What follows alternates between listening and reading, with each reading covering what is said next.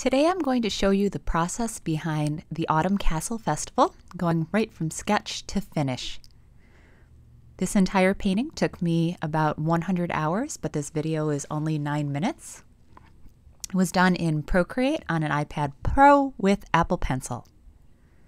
So you see here I'm starting with some very simple thumbnail sketches. I like to do at least 40 sketches whenever I'm starting a project like this.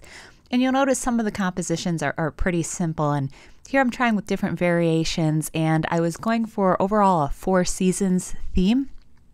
I completed the autumn and summer. I haven't done a winter or spring because I found that the puzzle companies thought that the composition was a little too similar. So I just stuck to the autumn and summer, but I may finish the series. So at the thumbnail phase, I'm really focused on just the loose composition, getting down some ideas, trying variation with color. I like to do this so I can experiment before I start investing in details, because you don't want to put time into a 100-hour painting and then find that, well, you could have tweaked it a little differently. And you know, it's never perfect, but at least this process reassures me that I've tried a lot of different things. And you'll notice that my sketches, I play with perspective. I try to make a very curvy perspective, not perspective, I mean composition. I try to control the viewer's eye by basically creating a set of concentric circles, basically framing the image, trying to lead the eye around the composition, drawing the eye. In this case, the focal point is the dragon and then the 2 figures. So you'll notice every line, if you follow it, will subtly lead into that curve and just keep your eye on the page. And that's very important in a composition like this, where it's a very overwhelming image with a ton of detail. So at this phase, I think I pretty much decided which composition that I liked, and I'm going in and I'm playing with color and lighting and trying to think how to both create realistic lighting, but yet lighting and color that leads well to a puzzle image. So a puzzle image that's successful will have a lot of high contrast, a lot of variation in color, and won't necessarily follow the rules of nature. And it's learning how to straddle that line between realism and something imaginative. So at this point, you'll see I dropped out the color and I'm focusing more on my draftsmanship and my line work and getting all those little details in the tree branches, committing to some hard edges in the dragon and the figure. And then I lay that layer back over so I can go in and start adding color with more certainty of the shape of the forms. I wasn't sure how I was going to add color to the dragon, so I started first with bright colors and then I dropped it down to white.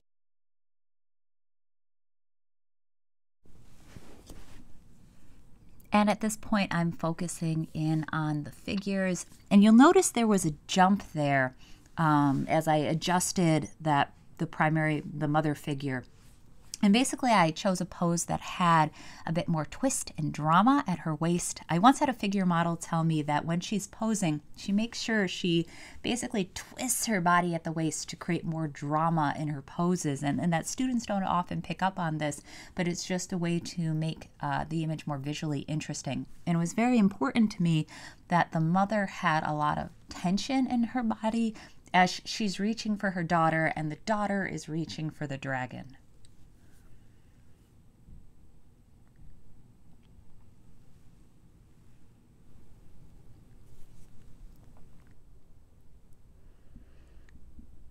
You'll notice here I am drawing in each of the scales individually. This is true of every dragon that you've seen. I draw them individually because first of all, it allows me to make sure that the scales curve around the form of the dragon, and then also it creates a very pleasant variation. So as you're putting this puzzle together, you can pick up the pieces and really know exactly where it belongs. The same for the stones or anything like that, the florals.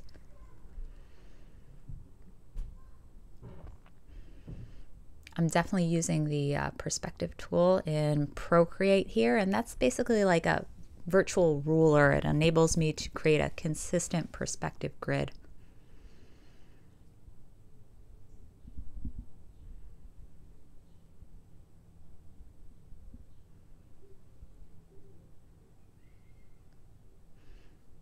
Ah, this little guy. So I asked a lot of my friends to have their kids draw creatures for me to incorporate into the image, and this little guy I drew separate. My neighbor's son made a Wolverine wolfish character, so I drew him, and then you're going to see in a few moments he's actually a very tiny detail that will be behind the dragon's legs.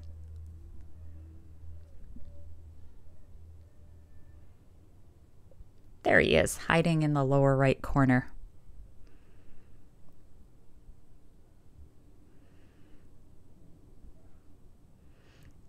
You'll notice that the mother's skirt is several different colors, and not only is this visually interesting, but it's also important from a puzzling perspective, because as you're putting this together, you're going to be aware that the pattern for the skirt is consistent, and by having different color zones, you're going to know exactly where that piece fits. Here are those flowers in the upper right. Once again, each petal drawn in individually, because really it's the only way you can make that. Like, I've tried creating like a single shape and then curving it, but then it's just not right. And then you still need to go in and do so much tweaking that it's just better off to draw them from the base up slowly. It's painstaking, but at the same time, once you really get into it, it's sort of a mindless process.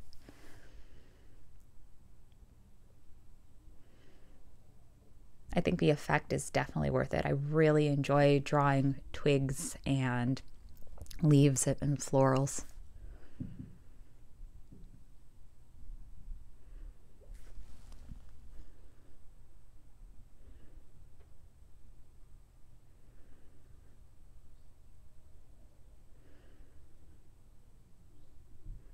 Here I am creating the circus in the background. This was fun, and once again I'm using some perspective tools to make sure all of the buildings are consistent. This also presented a unique challenge because I needed to make sure that the colors of the buildings were striking and interesting, because I mean, it is a circus, you know, the tents are going to be bright, and usually I'll create things at like full brightness or saturation and then knock them back a little bit so they have the feeling of depth and the feeling that it's in this yellow lit meadow behind the main figures.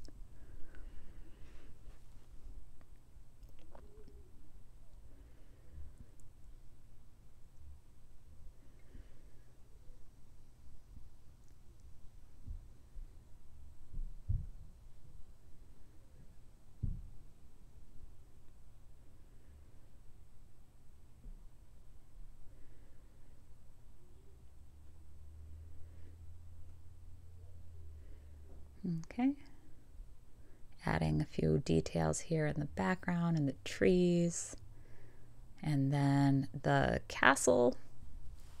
I think I did this last, adding all of the details so that it wasn't just like a pure stone castle, that it had that variation that goes from the pink to the green to the purple on the far side.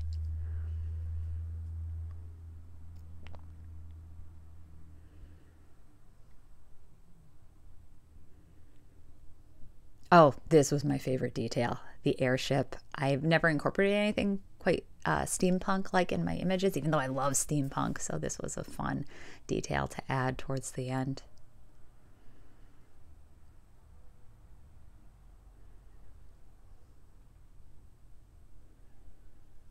And here we have the final image.